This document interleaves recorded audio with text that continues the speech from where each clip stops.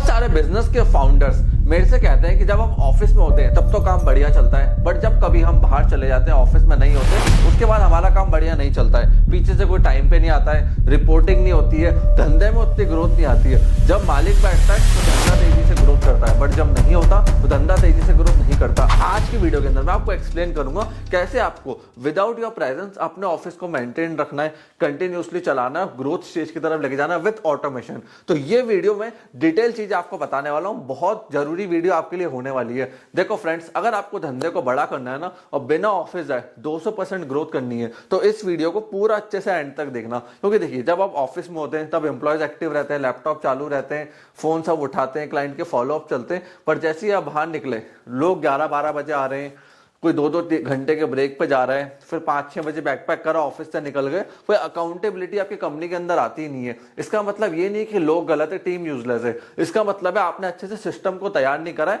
अपने ऑफिस को ऑटोमेशन के ऊपर चलाने के लिए। तो सबसे पहली चीज, अगर आपको ऑटोमेशन पर ऑफिस चलाना है तो डेली आपको अपने ऑफिस के अंदर एक सिस्टम बनाना पड़ेगा कि मॉर्निंग में व्हाट्सएप पे जो आपकी पूरी टीम है वो आज का टास्क डाल दे। उसमें आ जाएगा आज का टारगेट क्या है, आज के रिजल्ट क्या है और आज क्या क्या अचीव करना है। उसके लिए आपको एक ऑफिशियल व्हाट्सएप का ग्रुप बनाना पड़ेगा। 8:30 से लेके 9:30 के बीच में आप टाइमिंग दो कि 1 आवर का टाइम है, इसके बीच में सबके आज के टास्क आ जाने चाहिए विद देयर अटेंडेंस, और शाम को 6 बजे या 7 बजे वापस सबकी रिपोर्ट्स आ जानी चाहिए कि आज क्या काम हुआ, कितना हमारा काम निपट गया, क्या हमारा टारगेट था, वो उसी पे रिप्लाई कर दे। एक बंदे ने सुबह 9 बजे मैसेज करा कि आज मैं 80 कॉल करूंगा और 2 लाख का रेवेन्यू लाऊंगा, शाम तक उसी मैसेज पे वो रिप्लाई करे 7 बजे तक कि कितने कॉल्स करे। 60 कॉल्स करे तो वो लिख देगा रिप्लाई में, प्लस कितना रेवेन्यू करा वो आउटपुट लिख देगा। तो इससे आपको आइडिया लगेगा आज परफॉर्मेंस क्या रही टीम की। अब देखिए, आपको क्या करना है, आपको अपने राइट हैंड्स को भी तैयार करना है, ऐसे मैनेजर्स को जो अटेंडेंस चेक कर सके, वर्क चेक कर सके, फॉलोअप चेक कर सके, डेली रिपोर्ट्स बना के आपको दे सके। जब आप ऑफिस में नहीं हो तो पीछे से वो मैनेजर्स आपको रिपोर्टिंग देंगे, आपको बताएंगे आपके पीछे से ऑफिस कैसा चला था, कितने टारगेट्स अचीव हुए, कितने नंबर्स आपको मिले। क्योंकि अगर बॉस का बंदा ऑफिस में है ना तो पूरी टीम सही चलती है। आपका कोई ऐसा एक डेडिकेटेड लॉयल बंदा नहीं है जो पीछे से ऑफिस को चला पाए, सो सॉरी, आपको उसके लिए वैकेंसी निकालनी पड़ेगी।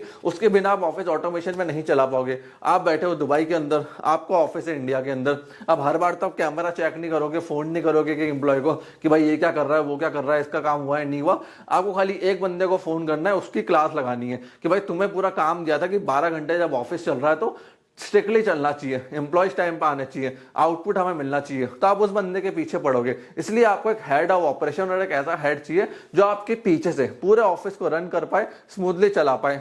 आप चाहो तो मैं नेक्स्ट वीडियो के अंदर एक रिपोर्टिंग गूगल शीट आपके लिए ला सकता हूं, केपीआई शीट ला सकता हूं, सैलरी प्लस इंसेंटिव के फॉर्मेट्स आपको दे सकता हूं, वार्निंग टर्मिनेशन के फॉर्मेट्स आपको एक्सप्लेन कर सकता हूं, और ऑफिस रूल बोर्ड आपको वीडियो के अंदर एक्सप्लेन कर सकता हूं। अगर आप चाहते हो मैं इन टॉपिक्स के ऊपर वीडियो बनाऊं तो नीचे कॉमेंट सेक्शन ओपन है, कॉमेंट सेक्शन में लिखो,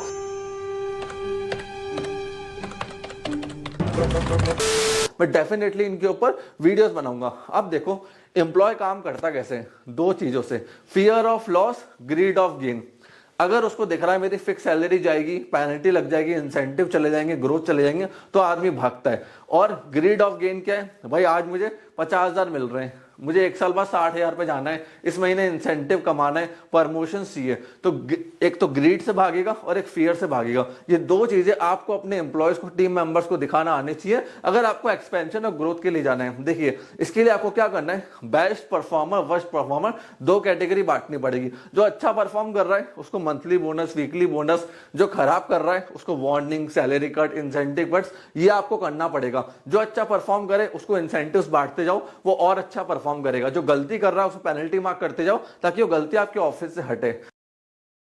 और एक लीडर बोर्ड बनाओ, भैया जो अच्छा काम कर रहा है पब्लिक में प्रेस करो, उसको इंसेंटिव दो, अवार्ड दो, सब कुछ दो, वो बंदा आपके साथ लंबा चलेगा। जो नहीं कर रहा उसके सब डिडक्शन करते जाओ, काटते जाओ, चाहे आप ऑफिस में हो या नहीं हो। पीछे से आपको आइडिया लगेगा कि यार जो बंदे मेरे अच्छे परफॉर्म कर रहे थे, जब आप वापस आए तो उनका काम चेक करो, ऑडिट करो, मैनेजर्स को बुलाओ, उनको इंसेंटिव बांटना चालू कर दो। इससे क्या होगा, जो नहीं आदमी काम कर रहा था वो भी करने लग जाता है कि यार जो कर रहे हैं उनको इंसेंटिव मिला तो मेरे को करना पड़ेगा। और जो नहीं कर रहे, जब आप डिडक्शन चालू करोगे तो वैसे ही एक टाइम बाद वो ऑफिस से आउट हो जाएगा।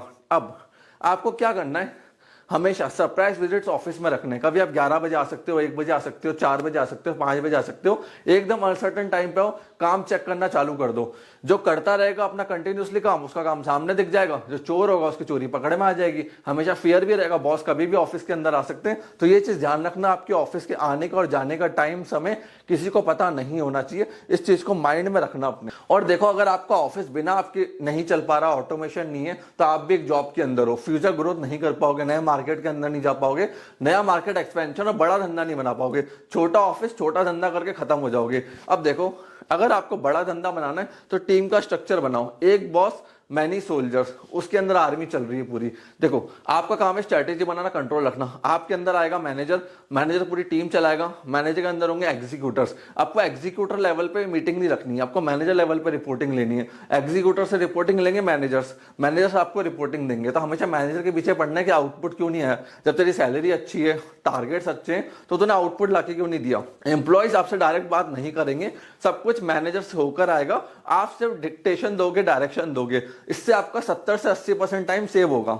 अगर आप सिर्फ 15 दिन महीने में ऑफिस आके धंधा चला पा रहे हो और 15 दिन कंपनी के ग्रोथ पे काम कर पा रहे हो ना, तो भी आप समझ जाना कि आपका धंधा ऑटोमेशन मोड के ऊपर है और आप अच्छी खासी ग्रोथ करोगे अपने धंधे के अंदर। देखो, मैं आपको कुछ सिस्टम्स और देने वाला हूँ इस वीडियो के अंदर कि कैसे ऑडिट करनी है टीम को। आप क्या कर सकते हो, शैडो क्लाइंट सिस्टम।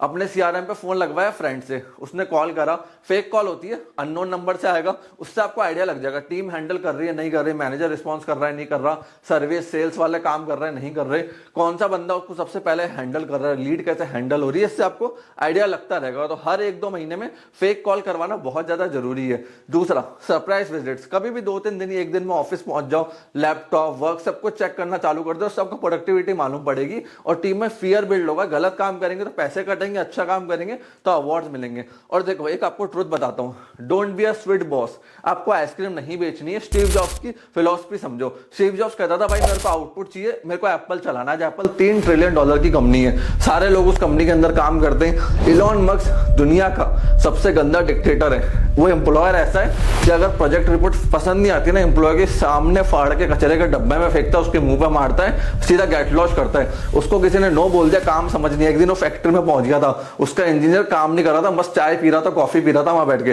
रात के 10 बजे की बात है। सीधा उसने हैंड टू हैंड उस बंदे को फायर करा, सब उसका होल्ड कर लिया, सैलरी इंसेंटिव सब कुछ, और सीधा कंपनी के बाहर फेंका। और अगले दिन ही नया बंदा उठा के लेकर आ गया, क्योंकि उसको पता है मेरे को धंधा चलाना है। I don't have to be sweet. आप आइसक्रीम नहीं बेच रहे हो, तो जहां रिस्पेक्ट होती है, फियर होती है, वो कंपनी अच्छी चलती है। कंपनी आउटपुट से चलती है, ना कि आइसक्रीम बेचने से। इस चीज का ध्यान रखना। तो हमेशा आपको फियर रखना पड़ेगा और आउटपुट्स के ऊपर फोकस करना पड़ेगा। और इलॉन मस्क क्या करता है अपनी कंपनी को चलाने के लिए, उसके इतने सारे वेंचर है इलॉन मस्क के, आप सोच भी नहीं सकते।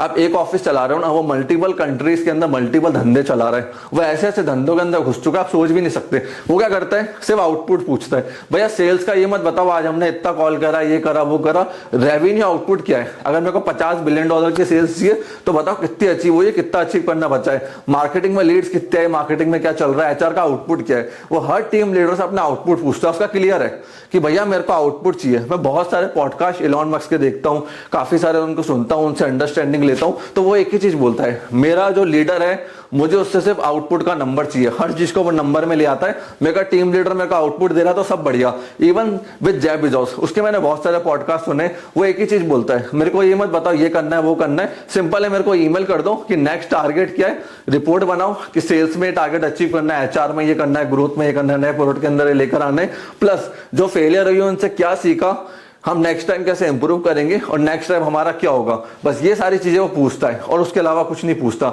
इवन रतन टाटा जी जो थे, उनकी स्ट्रेटेजी क्लियर थी। वो सीधा बोलते थे, मैं अपने एम्प्लॉय को फुल फ्रीडम देता हूं, लीडर को, तुम खेलो परफॉर्म करो, बट गलती करी तो एक बार माफी, दूसरी बार फायर, दूसरा मौका नहीं देते। दूसरी बार वो नया लीडर नया बंदा लेकर आ जाते हैं, क्योंकि उनको आउटपुट, यहाँ टाटा ग्रुप इतना बड़ा है तो इतना बड़ा ग्रुप चलाने के लिए पैसा भी चाहिए होता है। सेम विद अंबानी, उनका है राइट हैंड मैन स्ट्रेटेजी। वो क्या कहते हैं, मैं 3 कमांडर रखता हूं हर धंधे में, सेल्स का कमांडर, ऑपरेशंस का कमांडर, अकाउंट्स का कमांडर। सेल्स कमांडर मुझे रेवेन्यू बताएगा, ऑपरेशंस पूरे धंधे को संभालेगा, अकाउंट्स वाला सीएफओ मेरे को प्रॉफिट बताएगा। तो 3 कमांडर रखता हूं, मिनी सीईओ बना देता हूं।